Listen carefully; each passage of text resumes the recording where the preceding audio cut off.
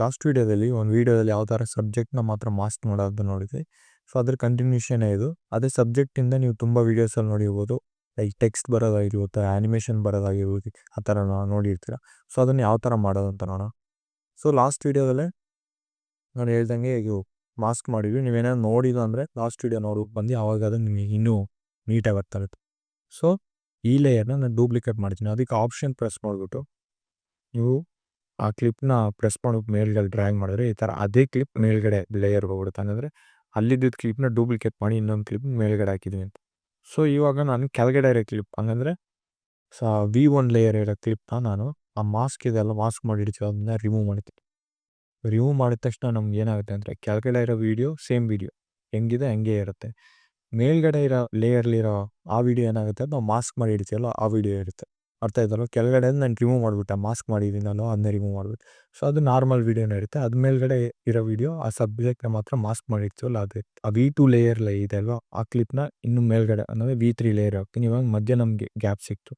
So ಅಲ್ಲಿ ನಾನು ಏನು ಮಾಡ್ತೀನಿ ಅಂದರೆ ಟೆಕ್ಸ್ಟ್ ಆ್ಯಡ್ ಮಾಡ್ತೀನಿ. ಎಕ್ಸಾಂಪಲ್ ಇವಾಗ ಸ್ವಲ್ಪ ಸೈಜ್ ಇನ್ಕ್ರೀಸ್ ಮಾಡ್ತೀನಿ, ಟೆಕ್ಸ್ಟ್ ಸೈಜು. ಐ ಥಿಂಕ್ ಇದು ಓಕೆ. ಹಿಂಗಿರಲಿ.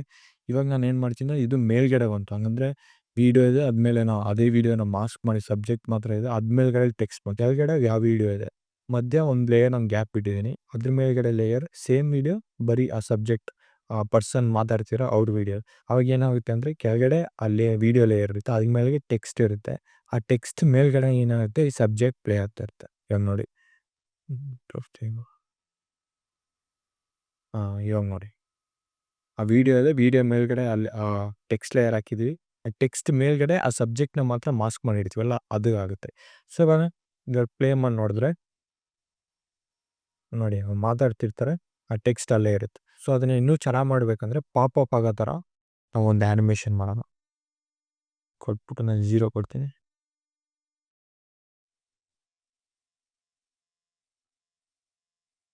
ಇವಾಗ 100 ಕೊಟ್ಟಿದ ತಕ್ಷಣ ನಿಮಗೆ ಸೈಡಿಂದ ಸ್ಲೈಡ್ ಆಗೋ ಥರ ನಿಮ್ಗೆ ಯಾವ ಥರ ಬೇಕೋ ಆ ಥರ ಮಾಡ್ಬೋದು. ಸೊ ಇದು ಬೇಸಿಕಲಿ ಅವಾಗ ಒಂದು ಸಬ್ಜೆಕ್ಟ್ ಹಿಂದ್ಗಡೆ ಒಂದು ಟೆಕ್ಸ್ಟ್ನ ಯಾವ ಥರ ನಾವು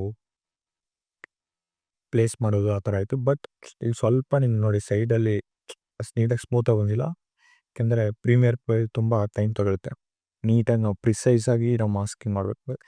ಇದು ಆಫ್ಟರ್ ಎಫೆಕ್ಟ್ಸಾಗಿ ಮಾಡ್ಬಿಟ್ಟು ನೀವು ಪ್ರೀಮಿಯರ್ ತಂದು ಹಾಕಿದ್ರೆ ಅಥವಾ ಕ್ಯಾಪ್ಕಟ್ಟಿಂದ ಸಬ್ಜೆಕ್ಟ್ನ ಮಾತ್ರ ಮಾಸ್ಕ್ ಮಾಡಿಬಿಟ್ಟು ಅಲ್ಲಿಂದ ತಂದು ಇಲ್ಲಿ ಹಾಕಿದ್ರೆ ನಿಮ್ಗೆ ನೋಡೋಕೆ ಸ್ವಲ್ಪ ಇನ್ನೂ ಚೆನ್ನಾಗಿರುತ್ತೆ. ಹಂಗಂದರೆ ಈ ಥರ ಸೈಡಲ್ಲಿ ಏನೋ ಇಶ್ಯೂಸ್ ಎಲ್ಲ ಬರಲ್ಲ. ಸೊ ಇದೇ ಥರ ನೆಕ್ಸ್ಟ್ ವೀಡಿಯೋದಲ್ಲಿ 3D ಟೆಕ್ಸ್ಟ್ ಯಾವ ಥರ basic 3D text premier play ಯಾವ ಥರ ಆ್ಯಡ್ ಮಾಡೋದು ಅಂತ ನೋಡೋಣ.